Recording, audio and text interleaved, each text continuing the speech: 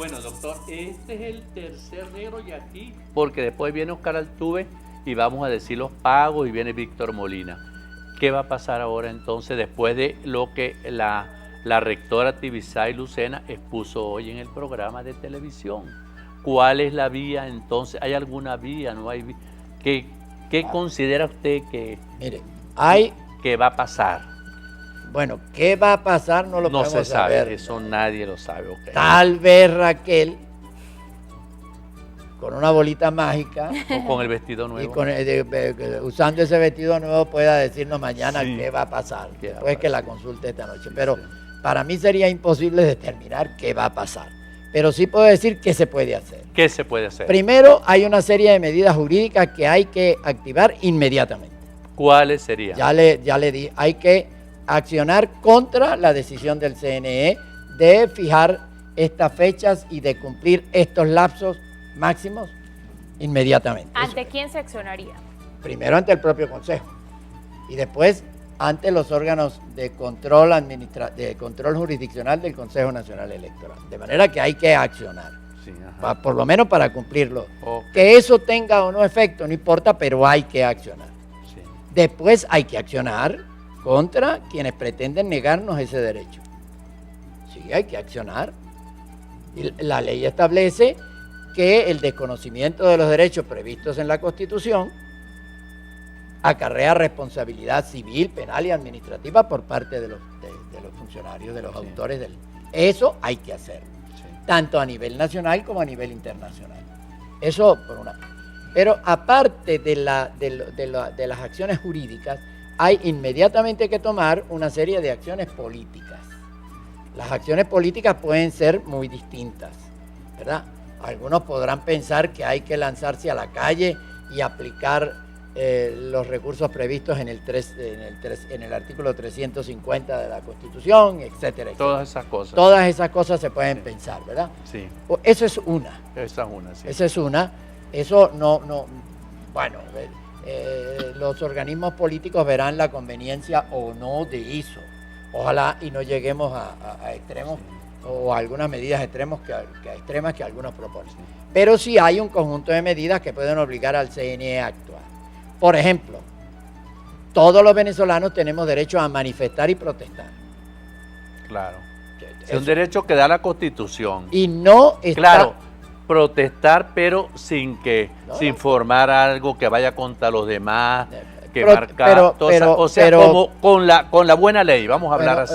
Tenemos el derecho de protestar. De protestar. Pero no protestar en silencio, ni protestar bostezando. Tampoco con señas, ni con... No somos mudos. Tenemos que protestar, los venezolanos tenemos que protestar, y los órganos y las organizaciones políticas tienen que ver en qué forma protestan. Y la Constitución además lo protege. Apoya la protesta y demás. Pero esa protesta tiene que ser permanente, constante, activa, fuerte, etcétera. Eso tiene que hacer. Sí, eso sí, manteniendo todos pueden protestar, todos los venezolanos. Según la Constitución, una protesta tienen el derecho de protestar. Desde este momento, a mí, por ejemplo, yo le diría a la organización que ha solicitado el referéndum revocatorio, la MUD, bueno, la MUD está convocando una protesta para el 1 de septiembre.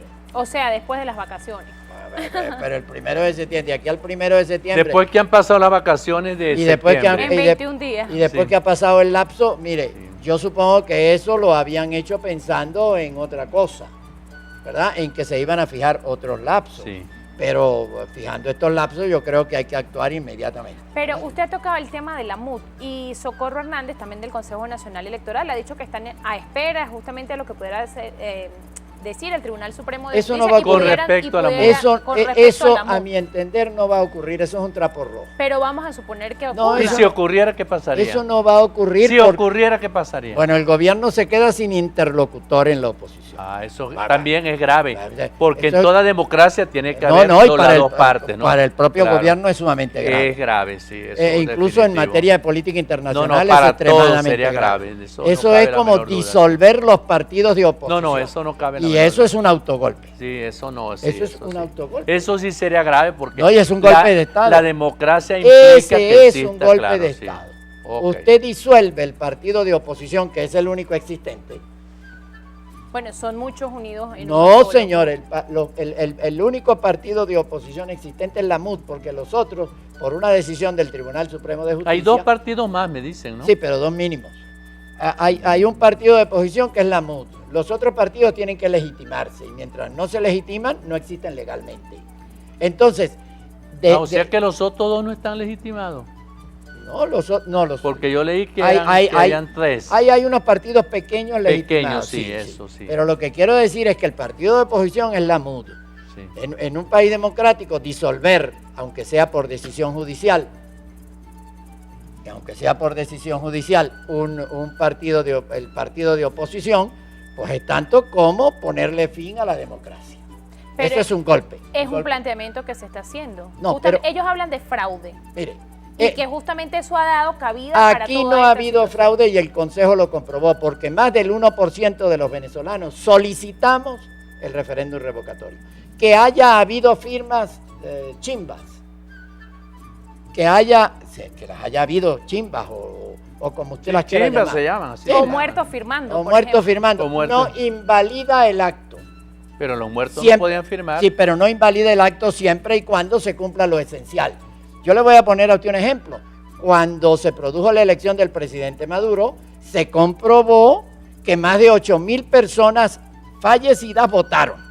Muy bien, entonces los muertos salían del cementerio. 8.000 personas. En Mérida fueron 800 y tantas. Se comprobado. Le puedo traer hasta los nombres de la... ¿Por qué votan los muertos, doctor? Bueno, porque alguien los lleva a votar. Entonces, alguien los lleva a votar. Oye, esto sí estuvo bueno. Alguien los lleva a votar. Ahora sí nos hizo reír. Ajá. Oye, tenía que ver algo que nos hiciera reír. Pero fíjate lo que ocurrió. El Tribunal Supremo el CNE y el Tribunal Supremo de Justicia no consideraron eso causal para invalidar la elección de Maduro.